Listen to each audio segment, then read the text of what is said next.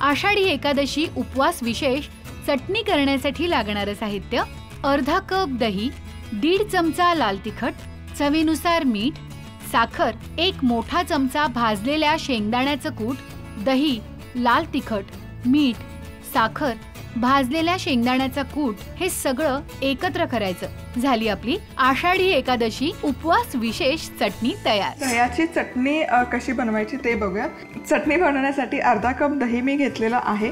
लाल तिखट हे रंगाचं लाल तिखट आहे, त्यामुळे मी थोडंसं जास्त घालते। चवीपुरतं मीठ घालायचं, साखर घालायची, भाजलेला शेंगदाण्याचा कूट घालायचा आणि हे व्यवस्थित एकजीव करून घ्यायचं। इथे बघू शकाल चटणी भन्नाट दिसते, रंग खूप सुरेख आलेला आहे आणि आपली उपवासाची चटणी पण बनवून तयार आहे।